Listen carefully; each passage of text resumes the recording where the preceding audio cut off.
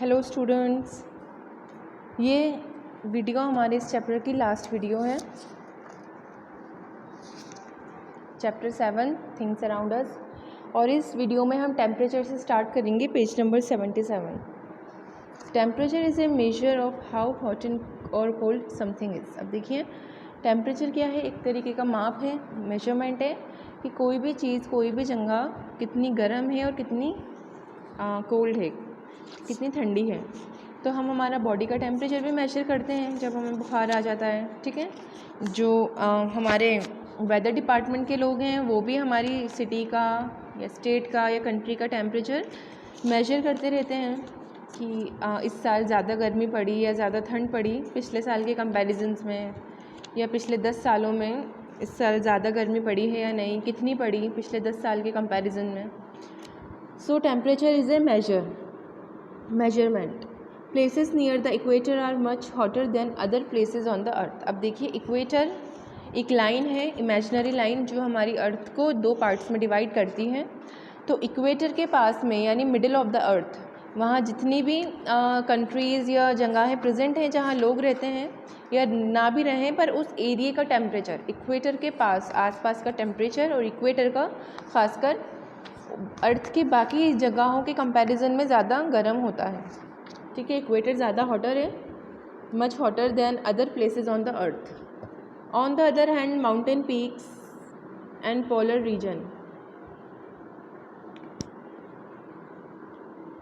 Regions are very cold. अब देखिए, mountain peaks, as we all know कि जितने भी पहाड़ी क्षेत्र होते हैं, माउंटेनियस रीजन्स होते हैं, वहाँ ठंड ज़्यादा पड़ती है, ठीक है, काफ़ी कोल्ड होते हैं। और पोलर रीजन्स, अब पोलर रीजन्स क्या होते हैं? देखिए, अर्थ के दो पोल्स हैं, north pole and south pole, ठीक है। एक पोल तो बिल्कुल रशिया से ऊपर है और एक बिल्कुल अंटार्कटिका की तरफ है, ठीक है। एक नॉर्थ पोल है, एक साउथ पोल है। तो ये पोलर रीजन्स कहलाते हैं अर्थ के। तो क्या होता है, अर्थ के पोल्स पर काफ़ी ठंडे इलाके होते हैं दोनों जगह, इसलिए अंटार्कटिका बहुत ज़्यादा ठंडी जगह है। हम जानते हैं अंटार्कटिका एक कॉन्टिनेंट है, पूरा बर्फ़ से ढका हुआ, और वो भी एक पोल पर प्रेजेंट है, ठीक है। पोलर रीजन में प्रेजेंट है Antarctica. Temperature determines the kind of plants and animals that can survive in these spaces on earth. अब देखिए, टेम्परेचर ही डिटरमाइन करता है, तय करता है कि अर्थ पे या जिस जगह पर भी जैसा टेम्परेचर है उसके अकॉर्डिंग ही वहाँ पे प्लांट ग्रो करेगा और एनिमल्स भी उसी के अकॉर्डिंग वहाँ पाए जाएंगे, टेम्परेचर के अकॉर्डिंग। अब कैसे? अब देखिए, साइबेरिया में आपने पोलर सुना होगा, साइबेरिया एक कंट्री है, रशिया में है साइबेरिया। तो वहाँ पे सर्दी सबसे ज़्यादा पड़ती है साइबेरिया में, ठीक है। और वहाँ पे किस टाइप के एनिमल्स पाए जाते हैं? पोलर बेयर्स, और ऐसे एनिमल्स जिनकी बॉडी पे फर ज़्यादा होते हैं, रुआं ज़्यादा होता है। और वो रुआं क्या करता है? उनकी बॉडी को गर्म रखता है, ठीक है। अब आपने डेजर्ट्स में देखे होंगे, डेजर्ट्स में आपको कोई एक ऐसा एनिमल नहीं देखेगा जहाँ पे जिसकी बॉडी पे फर हो।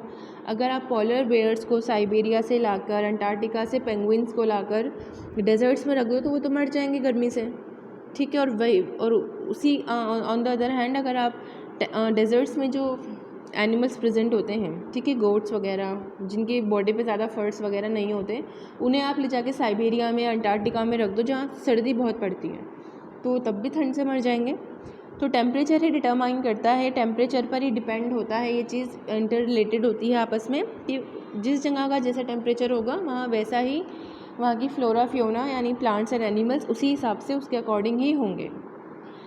The change in temperature induces shedding of leaves in some plants and activities such as hibernation in some animals. अब देखिए, टेम्परेचर में बदलाव आना काफ़ी सारी चीज़ों को इंड्यूस करता है। इंड्यूस मतलब स्टार्ट करता है, ठीक है। जैसे शेडिंग ऑफ लीव्स, अब ऑटम में जो ऑटम सीज़न है, पतझड़ क्या है? वो एक टेम्परेचर है वहाँ का। पतझड़ क्या है? हमने सीज़न का नाम दे दिया, सर्दी, गर्मी और बहार, पतझड़। तो ये किसके अकॉर्डिंग हमने सीजन्स का नाम दिया है? हम गर्मियों को गर्मी क्यों कहते हैं? क्योंकि टेम्परेचर की वजह से है। जो समर सीज़न है वहाँ गर्मी ज़्यादा पड़ती है, इसलिए हम उसको गर्मी का मौसम बोलते हैं, ठीक है। पतझड़ में पत्तियाँ झड़ती हैं, एक टाइम साल में एक वक्त ऐसा आता है जब पेड़ अपनी पत्तियाँ झड़ाते हैं, तो हमने उसका सीज़न का नाम ही पतझड़ रख दिया। अब साल में एक सीज़न ऐसा आता है जब पत्तियाँ खिलती हैं, फूल खिलते हैं, नई नई पत्तियाँ आती हैं, तो हमने उसको स्प्रिंग सीज़न कह दिया, बहार का मौसम। तो ये सब टेम्परेचर की वजह से होता है, ये बहार आना, पत्तियों का झड़ना, सर्दी गर्मी, ये सब टेम्परेचर इंड्यूस करता है इन सब एक्टिविटीज़ को। और एक और एक्टिविटियाँ आई हैं सच एज हाइबरनेशन इन सब एनिमल्स। अब हाइबरनेशन का मतलब होता है कुछ वक्त के लिए एनिमल्स बिल्कुल निष्क्रिय हो जाते हैं, इनएक्टिव हो जाते हैं, ठीक है, उसको हाइबरनेट होना बोलते हैं। सर्दियों के सीज़न में हाइबरनेशन ज़्यादा होता है। जब सर्दियाँ आती हैं तो बहुत से ऐसे एनिमल्स हैं जिनके अपनी गुफाओं में जाके या ज़मीनों में वो गड्ढे खोदते हैं और अंदर जाके खुद को कवर कर लेंगे और सो जाएंगे। कुछ 2 महीने के लिए सो जाते हैं, कुछ 6 महीने के लिए सो जाते हैं, ऐसा होता है रियल में। तो इसे हाइबरनेशन बोला जाता है। कुछ वक्त के लिए एक्टिविटीज़ जो एनिमल्स हैं वो अपनी बॉडी की एक्टिविटीज़ को बिल्कुल स्लो डाउन कर लेते हैं, अपनी हार्ट बीट को, ठीक है, अपने सोचने समझने की शक्ति को, वो बिल्कुल ऑटोमेटिकली बिल्कुल क्या होते हैं, स्लो डाउन कर लेंगे उसको। तो इसी को हाइबरनेशन बोलते हैं।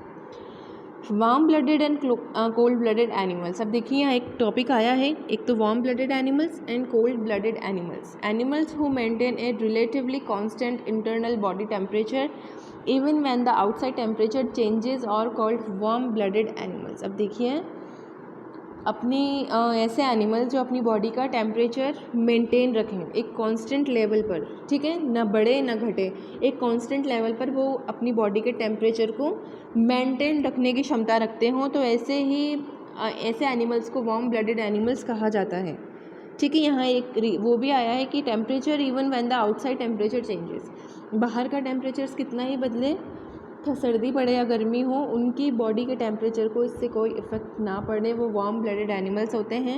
Examples are mammals and birds. अब मैमल्स क्या होते हैं, स्तनधारी। ऐसे जितने भी एनिमल्स जो अपने बच्चों को दूध पिलाते हैं वो मैमल्स की कैटेगरी में आते हैं। एंड बर्ड्स, तो ये वार्म ब्लडेड एनिमल्स हैं। और बर्ड्स का ब्लड मैमल्स के कंपैरिजन में ज़्यादा गर्म होता है, ठीक है। तो क्या होता है, मैमल्स, अपन मैमल्स हैं, human beings are also including mammals, ठीक है, हम लोग मैमल्स की कैटेगरी में ही आते हैं, ह्यूमन बींग्स। तो हमारा बॉडी टेम्परेचर, हम लोग ज़्यादातर गर्म ही रहते हैं। कई बार बीपी हाई लो फ्लक्चुएट हो जाता है हमारा बीपी, लेकिन वो बीमारी में कंसिडर किया जाता है, उसके लिए हमें दवा खानी पड़ती है, ठीक है, उसको हम नॉर्मल नहीं बोलते। फिर अगर बीपी लो हो गया या बीपी डाउन हो गया तो वो फिर बीमारी में आता है, ठीक है।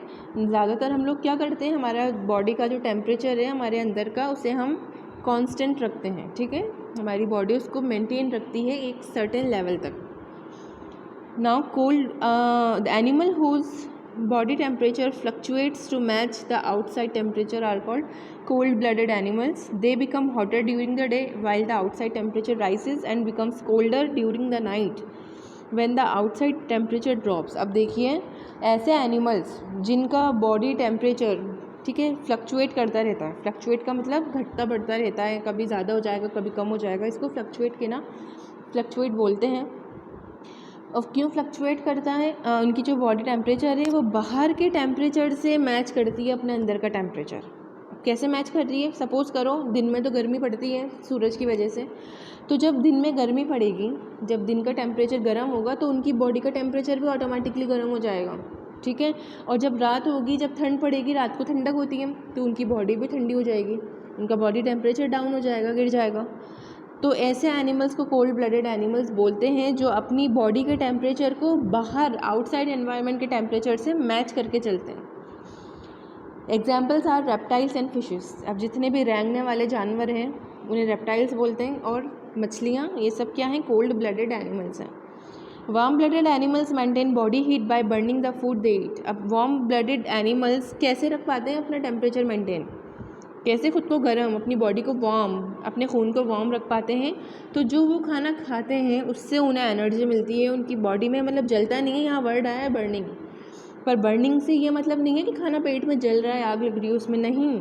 बर्निंग का मतलब होता है फूड का ब्रेक डाउन होना, फूड का टूटना उसके कंपोनेंट्स में, यानी खाना जिन चीज़ों से मिलकर बना है वो उन कंपोनेंट्स में टूटता है, टूटने से एनर्जी निकलती है, ठीक है। तो उस एनर्जी से ये अपने बॉडी टेम्परेचर को, हम लोग जो एनिमल्स, ह्यूमन बींग्स भी वार्म ब्लडेड एनिमल्स में आते हैं। मैमल्स आए हैं ना ऊपर एग्जाम्पल, तो हम मैमल्स ही तो हैं, हाँ।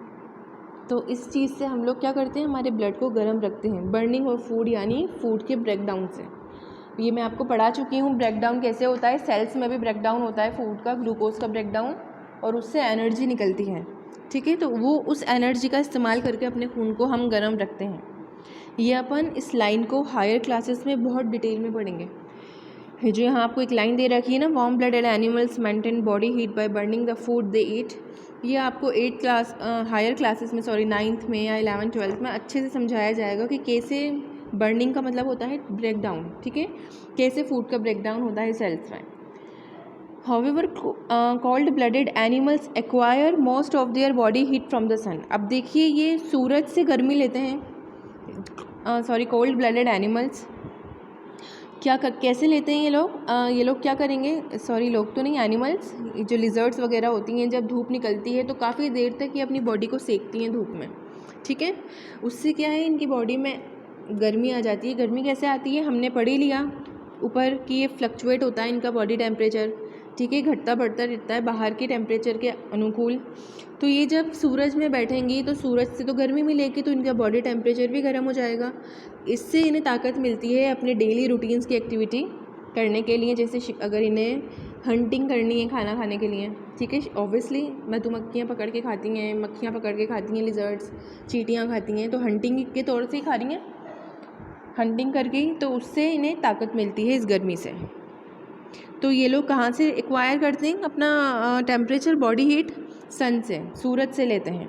Warm blooded animals can stay active in very cold temperatures. अब जो वार्म ब्लडेड एनिमल्स होते हैं लाइक हम मैमल्स वगैरह, ये कोल्ड टेम्परेचर में भी एक्टिव होते हैं ऑब्वियसली। आप देखिए साइबेरिया में भी लोग रहते हैं, अंटार्कटिका पे भी आज तो बस्तियाँ बसने लग गई, सर्दियों में भी हम लोग कितने एक्टिव रहते हैं। Various cold blooded animals become very sluggish in low temperatures. अब ये बहुत सुस्त हो जाते हैं कोल्ड ब्लडेड एनिमल्स सर्दियों में, जब टेम्परेचर लो हो जाता है। Reptiles such as lizards are seen basking in the morning sun for a long time to warm their bodies so that they get energy to move around. अब देखिए basking का मतलब धूप सेकना, ठीक है। जब सुबह सुबह सूरज नया नया निकलता है तो ये क्या करती हैं, सूरज की रोशनी के सामने जाके बैठ जाएंगी, या ऐसी दीवार पे चली जाएंगी, चिपक जाएंगी जाके जहाँ सूरज की रोशनी पड़ रही हो, ठीक है। तो ये बहुत देर तक उस सूरज की रोशनी को लेती हैं, खुद को सेकती हैं, ठीक है, ताकि इनकी बॉडी गर्म हो जाए, वार्म हो जाए, और दिन भर की जो भी एक्टिविटी करेंगे, इधर उधर मूव करना, इधर उधर घूमना फिरना, टहलना, एक दीवार से दूसरी दीवार पे जाना, हंटिंग करना, तो ये सारी एक्टिविटीज़ करने की ताकत इन्हें सूरज की रोशनी से मिलती है, सूरज की गर्मी से मिलती है।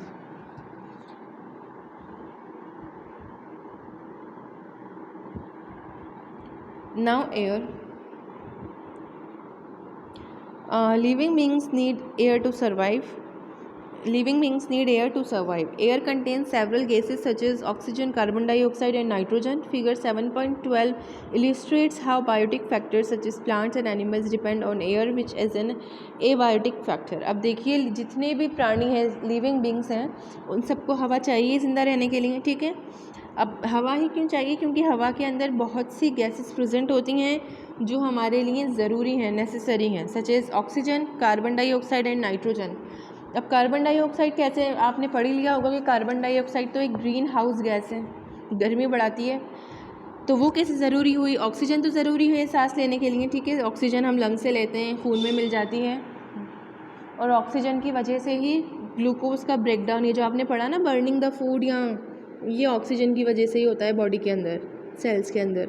तो कार्बन डाइऑक्साइड क्यों, तो मैंने अभी आपको बताया कि कार्बन डाइऑक्साइड टेम्परेचर इंक्रीज़ करती है अर्थ का। कैसे करती है, सूरज की रोशनी को अपने अंदर ट्रैप कर लेगी, ठीक है। तो इसलिए थोड़ा बहुत कार्बन डाइऑक्साइड का होना भी ज़रूरी है हमारी अर्थ के अंदर, क्योंकि अगर कार्बन डाइऑक्साइड नहीं होगी तो हम दोबारा कोल्ड एज में जा सकते हैं।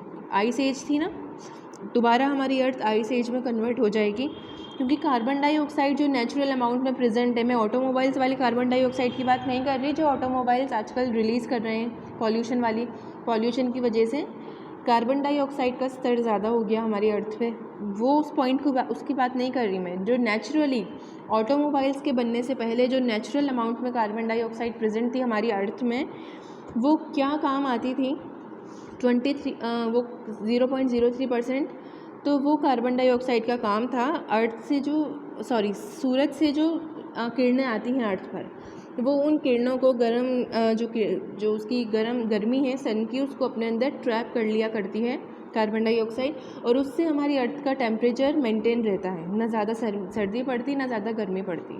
पर जब से ऑटोमोबाइल्स का डेवलपमेंट हुआ है, फैक्ट्रीज़ वगैरह इतनी बढ़ गई हैं कि जो कार्बन डाइऑक्साइड गैसेस रिलीज़ कर रही हैं एटमॉस्फेयर में, अलग अलग फैक्ट्रीज़, ऑटोमोबाइल्स वगैरह, तो उसकी वजह से कार्बन डाइऑक्साइड का अमाउंट बढ़ गया हमारी अर्थ में ज़्यादा से ज़्यादा। अब क्या कर रही है कार्बन डाइऑक्साइड का तो काम ही है ये सूरज की रोशनी को, सूरज की गर्मी को अपने अंदर कैद कर लेना। तो ज़्यादा से ज़्यादा ये गर्मी अपने अंदर अर्थ के अंदर ट्रैप हो रही है, इसलिए अर्थ का टेम्परेचर बढ़ रहा है।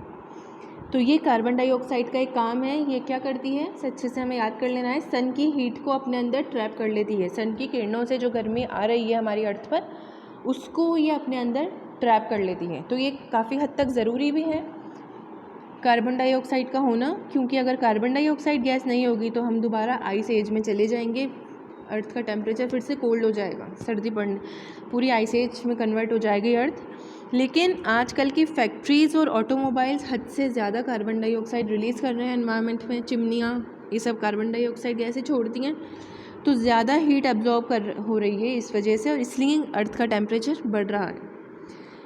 नाउ यहाँ पे 78 पेज नंबर पर आपको एक ये फिगर दिया गया है। ये फिगर हमें क्या बता रहा है, biotic factors such as plants and animals depend on air which is an abiotic factor. अब देखिए जितने भी प्लांट्स और एनिमल्स हैं, भले से वो माइक्रो ऑर्गेनिजम्स भी क्यों ना हो, वो सब एयर पर डिपेंड करते हैं सर्वाइवल के लिए, ठीक है। और ये मैं आपको बता चुकी हूँ कैसे करते हैं। ऑक्सीजन का आपको बता दिया मैंने, सांस लेते हैं तो ऑक्सीजन गैस होती है जो हम सांस के तौर पर अंदर लेते हैं। ऑक्सीजन का काम भी बता दिया, एनर्जी प्रोड्यूस होती है ऑक्सीजन से, ठीक है। ऑक्सीजन क्या करता है, बर्निंग ऑफ फूड, जो वर्ड आपने ऊपर पढ़ा था, ये प्रोसेस होती है ऑक्सीजन की वजह से, ठीक है। और उससे हमें क्या मिलती है, ताकत मिलती है। और कार्बन डाइऑक्साइड का भी मैंने आपको बता दिया। नाइट्रोजन एक इनर्ट गैस है, लेकिन ये बहुत ज़रूरी है लिविंग, जितने भी लिविंग थिंग्स हैं उनको बनाए रखने के लिए अर्थ में। नाइट्रोजन इज़ वेरी इंपॉर्टेंट, ये आपके कोर्स में है भी नहीं, फालतू इतना डिटेल में अपन को जाना भी नहीं है। Now plants take in carbon dioxide from the air and release oxygen gas as a result of photosynthesis. अब देखिए यहाँ पर आपको एक बहुत छोटा सा दिया गया है यहाँ पे आपके इस चैप्टर में, वो जो मैंने आपको कार्बन डाइऑक्साइड का हीट ट्रैपिंग वाला बताया था, वो आपके कोर्स में अभी इस चैप्टर में नहीं है, आगे आएगा, आपकी 8th क्लास में है, सॉरी आगे आपके चैप्टर्स में दे रखा है, वो आगे आएगा। लेकिन यहाँ आपको बताया गया है कि कार्बन डाइऑक्साइड क्या किस काम आती है। ग्लूकोज खाना बनाते हैं पेड़, तो कार्बन डाइऑक्साइड के इस्तेमाल से ही बनाते हैं, ठीक है, from air and release oxygen gas as a result of photosynthesis. तो मैंने आपको बताया था फोटोसिंथेसिस क्या होता है, सनलाइट के प्रेजेंस में कार्बन डाइऑक्साइड और वाटर के इस्तेमाल से क्लोरोफिल की मदद से खाना बनाती हैं, पत्तियाँ खाना बनाती हैं, उसे फोटोसिंथेसिस कहते हैं। तो कार्बन डाइऑक्साइड अब उन्हें हवा से मिल जाएगी, रूट्स पानी एब्जॉर्ब कर लेंगे, सनलाइट हमें मिल ही रही है, क्लोरोफिल पत्तियों में प्रेजेंट है ही, तो पत्तियाँ क्या करेंगी, खाना बनाएंगी। और जब वो खाना बनाती हैं तो जो ऑक्सीजन गैस है वो एज ए बाई प्रोडक्ट निकलती है, मतलब उनके किसी काम की नहीं होती ऑक्सीजन गैस, तो वो पत्तियों से निकाल के एनवायरनमेंट में ऑक्सीजन डाल देते हैं, ठीक है। और वो ऑक्सीजन गैस हम सांस के तौर पर ले लेते हैं अंदर, सांस लेने के तौर पर, और वो ऑक्सीजन गैस हमारे काम आती है ताकत के लिए, ठीक है। बड़ा था ना ऊपर बर्निंग ऑफ फूड, तो वो ऑक्सीजन की वजह से ही होता है फूड का ब्रेकडाउन, और उससे हमें ताकत मिलती है। तो आपस में एक्सचेंज हुआ ना गैसेस का, हम इंसान तो ऑक्सीजन लेते हैं, कार्बन डाइऑक्साइड वापस हवा में दे देते हैं, पेड़ क्या करते हैं, उस कार्बन डाइऑक्साइड को लेके हमें ऑक्सीजन देते हैं, ठीक है। Animals and plants breathe in the oxygen rich air and release carbon dioxide rich air as a result of respiration. अब देखिए रेस्पायरेशन तो दोनों में ही सेम है। रेस्पायरेशन में क्या होता है, ऑक्सीजन का लेना और कार्बन डाइऑक्साइड का बाहर निकालना। तो प्लांट्स में भी रेस्पायरेशन ऐसे ही होता है, ग्लूकोज का ब्रेकडाउन, और ह्यूमंस में भी रेस्पायरेशन ऐसा ही होता है। Additionally humans also release carbon dioxide into the environment by burning fuels. What do you think would happen to the level of oxygen in the air if there were fewer plants on earth? अब देखिए वो automobiles वाला बताया था ना मैंने आपको, गाड़ियाँ वगैरह ये ऑटोमोबाइल्स होती हैं, तो ये फ्यूल से चलती हैं, पेट्रोल वगैरह फ्यूल की कैटेगरी में आता है, ठीक है। फ्यूल क्या होता है, पेट्रोल, डीजल, केरोसिन, आपकी लकड़ी, कोयला, ये सब फ्यूल है, अलग अलग तरीके के फ्यूल होते हैं। तो हम लोग एडिशनली कार्बन डाइऑक्साइड एनवायरनमेंट को दे रहे हैं, ठीक है। ये फ्यूल जलाकर खाना बनाने के लिए फ्यूल जलता है, गाड़ियाँ चलाने के लिए फ्यूल जल रहा है, फैक्ट्रीज़ में आप इलेक्ट्रिसिटी बना रहे हो, कोटा थर्मल पावर प्लांट है, वहाँ कोयला जलाकर इलेक्ट्रिसिटी बनाई जा रही है, तब भी फ्यूल जल रहा है। तो जब भी फ्यूल जलता है कार्बन डाइऑक्साइड गैस निकलती ही निकलती है। अब ये अपन 7th-8th क्लास में पढ़ेंगे ऐसा क्यों होता है। अब यहाँ पे नीचे एक क्वेश्चन में पूछा गया है कि अगर सोचिए अर्थ पर प्लांट्स की संख्या कम हो जाए क्योंकि डिफोरेस्टेशन बढ़ रहा है, हमें किताबें कॉपियाँ बनाने के लिए पेड़ों की ज़रूरत है, ठीक है। पेपर तो उन्हीं से बनता है, पेड़ से, पेड़ के पल्प से। तो जब पेड़ कम रह जाएंगे अर्थ में तो क्या होगा, ऑक्सीजन की भी कमी आ जाएगी। हम कार्बन डाइऑक्साइड दे ही रहे हैं इतना ज़्यादा, उसको इस्तेमाल कोई नहीं कर पाएगा क्योंकि प्लांट्स इस्तेमाल करते हैं कार्बन डाइऑक्साइड को। बड़े बड़े पेड़, उनकी एक एक पत्ती में खाना बनता है, सारी पत्तियाँ कार्बन डाइऑक्साइड एब्जॉर्ब करती हैं। तो सोचिए हमारे अर्थ के एनवायरनमेंट का क्या होगा अगर पेड़ कम हो जाएंगे तो। मूविंग एयर और wind also helps to pollinate flowers और disperse seeds. Wind also helps to disperse air pollution. अब देखिए मूविंग एयर, ये सब चीज़ें क्या करती हैं, मूविंग एयर हुई, विंड हुई, पॉलिनेट करती हैं और सीड्स को डिस्पर्स मतलब फैला देना, बिखेर देना, ठीक है। और पॉलिनेशन मैंने आपको समझाया था, फ्लावर्स का पॉलिनेशन, बीज पॉलिनेशन से बनते हैं। और बीज कब बनते हैं, जब एक मेल गैमेट फीमेल गैमेट से जाके बने। आपने पढ़ा होगा ना, anther, stigma, male part, female part. तो पोलन ग्रेन क्या है, एक मेल पार्ट है। जब पोलन ग्रेन्स, आपने स्टाइल ओवेरी ये भी पढ़ा होगा अपनी छोटी क्लासेस में। तो जब पोलन ग्रेन्स ओवेरी में जाके चले जाते हैं, ठीक है, तब सीड बनता है। तो विंड क्या करती है, सीड्स को डिस्पर्स भी करती है और एयर पॉल्यूशन को भी डिस्पर्स करती है। कैसे करती है, सपोज़ करो किसी जगह पर फैक्ट्रीज़ वगैरह हैं, चिमनियाँ लगी हैं, वहाँ बहुत सारा धुआं निकल रहा है, तो वो धुआं एक जगह ही निकलता रहेगा, ठीक है, एक ही जगह, अगर वहाँ हवा नहीं होगी तो। पर जैसे ही वहाँ हवा चलेगी तेज़ तेज़ तो वो धुआं क्या है, कब कहीं आगे की तरफ चले जाएगा, कहीं पीछे की तरफ, तो वो बिखर जाएगा। जहाँ वो एक जगह इकट्ठा हो रहा था ज़्यादा, वहाँ के लोगों को परेशानी हो रही थी इस वजह से, तब ऐसा नहीं होगा, ठीक है। तो क्या है, एयर पॉल्यूशन को भी डिस्पर्स करती हैं, एयर पॉल्यूशन को भी विंड डिस्पर्स करती हैं। सो हमारी इस वीडियो में इतना ही, बाकी हम नेक्स्ट वीडियो में देखेंगे वाटर से, वाटर, सॉइल एंड हैबिटेट।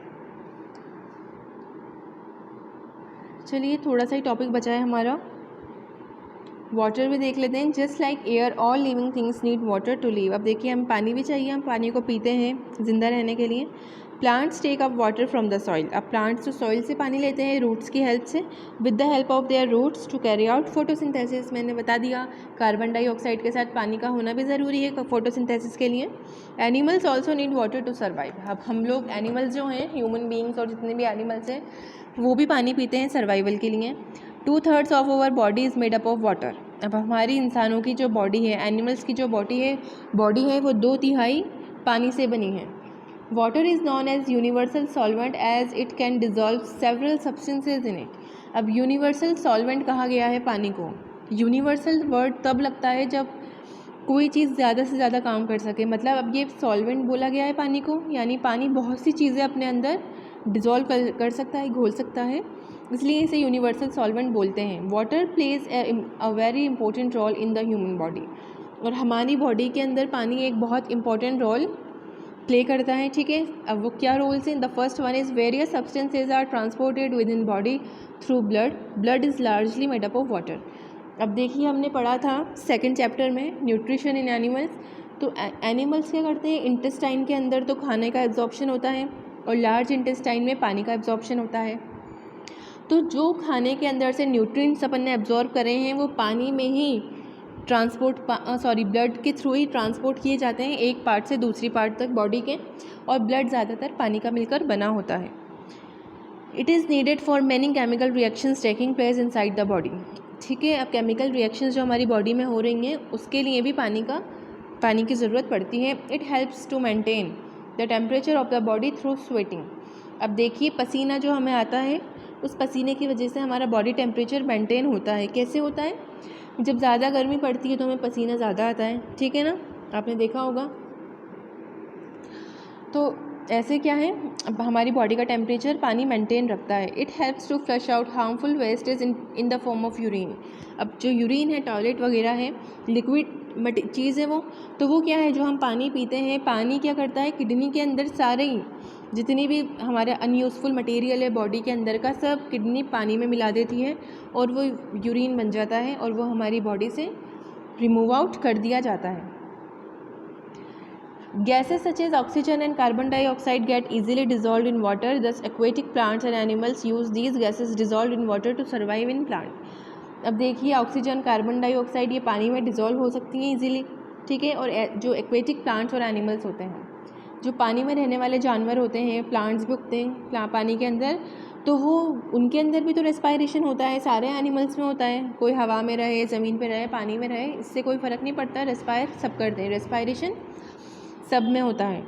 तो उन्हें कहाँ से ऑक्सीजन और कार्बन डाइऑक्साइड मिल रही है, क्योंकि पानी के अंदर ये दोनों गैसेस इजीली डिज़ोल्व हो जाती हैं, तो वो उस पानी से इन गैसेस को लेते हैं, ठीक है। Now come on to soil. अब आप सॉइल पर आ गए।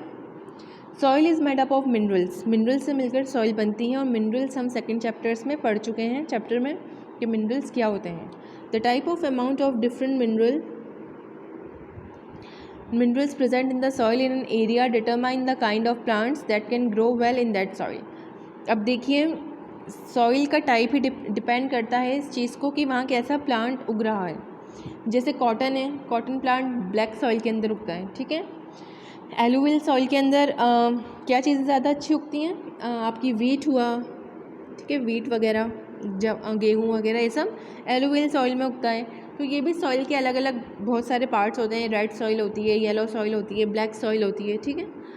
Spaces between soil particles hold water in and air. अब देखिए, आपने देखा होगा सॉइल के बीच में भी काफ़ी स्पेस होता है, तो उनके अंदर क्या है, पानी और हवा जो है वो उन स्पेस को ले लेता है, उसमें एयर एब्जॉर्ब हो जाती है, वाटर एब्जॉर्ब हो जाता है, which are required for plants as well as several small animals such as earthworms, snails, ants and beetles that live in soil. अब देखिए, ये जो पानी है और हवा है, ये किन के लिए ज़रूरी है। जितने भी छोटे मोटे एनिमल्स ज़मीन में रहते हैं, जैसे अर्थवर्म हुए, आंट, स्नेल्स, बीटल्स, ये सब हुए, इनके लिए ज़रूरी है ये वाटर और air. Have you ever seen farmers ploughing the soil? Can you say why farmers plough the soil? What would happen if the soil is left as it is? What kind of soil do you think plants can grow easily in? Hard or compact soil or loose soil? अब देखिए, यहाँ हमसे कुछ सवाल पूछे गए हैं। हमने ज़्यादातर देखा होगा ना, ज़मीन को जोतते हैं। ये देखिए यहाँ पे, ये जो आपको यही नुकीले नुकीले नेल्स दिख रहे हैं बड़े बड़े, इससे क्या किया जाता है, इसको ट्रैक्टर से बांध कर या गाय बैल के पीछे बांध कर उनको चलाया जाता है। तो ये जो नुकीले आपको जो यहाँ पे नेल्स दिख रहे हैं बड़े बड़े, ये क्या करते हैं, सोइल जो हमारी ज़मीन है उसको उखाड़ देते हैं। उसकी जो सबसे ऊपर की जो लेयर है उसको क्या करेंगे, वो जो हार्ड हो रही होती है ना, उसको ढीला कर देते हैं, लूज़ कर देते हैं। तो ऐसा किस लिए करते हैं, ताकि ज़्यादा से ज़्यादा पानी इनके सॉइल के बीच में जा सके, ज़्यादा से ज़्यादा एयर, ये जो स्पेसेस बने हैं इसके अंदर एब्जॉर्ब हो सके, ताकि जो प्लांट वहाँ उग रहे हैं वहाँ उस प्लांट को पानी और हवा उनकी जड़ों को अच्छे से मिल सके, ठीक है। और जो उन प्लांट्स की जड़ें होंगी वो अच्छे से चारों तरफ फैल सकें, इसलिए ज़मीन को जोता जाता है। Plant roots grow well in loosely packed soil, ये मैंने आपको बता ही दिया। They can breathe better and also absorb water and nutrients better in loose soil, ठीक है। अब ये क्या करेंगी, उनकी जो जड़ें होंगी वो ज़्यादा से ज़्यादा न्यूट्रिएंट्स और वाटर एब्जॉर्ब कर सकेंगी सॉइल में से, लूज सॉइल में से। This is why farmers plough the field before sowing seed, इसलिए जो फार्मर्स है वो जो मिट्टी है उसको जोतते हैं, प्लग करते हैं बीज बोने से पहले। Animals such as earthworms and snails also help to make the soil loose by turning it over. अब अर्थवर्म्स और स्नेल्स हैं वो भी क्या करते हैं, सॉइल को लूज़ कर देते हैं। क्यों? क्योंकि तो ज़मीन में रहते हैं, ज़मीन के अंदर ही रहते हैं, गड्ढा खोद के ज़मीन में चले जाते हैं छोटे छोटे होल्स बनाकर। तो उसकी वजह से भी क्या होता है, उन होल्स की वजह से स्पेस बढ़ता है और ज़्यादा से ज़्यादा पानी और हवा सॉइल के अंदर एब्जॉर्ब हो जाता है।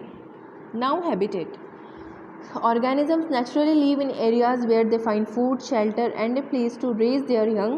The area where an organism naturally lives is called its habitat. We will learn more about habitats in chapter 10. अब देखिए, यहाँ छोटा सा आपको एक हैबिटेट के बारे में बताया गया है कि जहाँ कोई भी ऑर्गेनिज्म जैसे हम एनिमल हो या माइक्रो ऑर्गेनिजम्स हो, ईजीली आराम से रह सकें नेचुरली, उसे हैबिटेट बोलते हैं।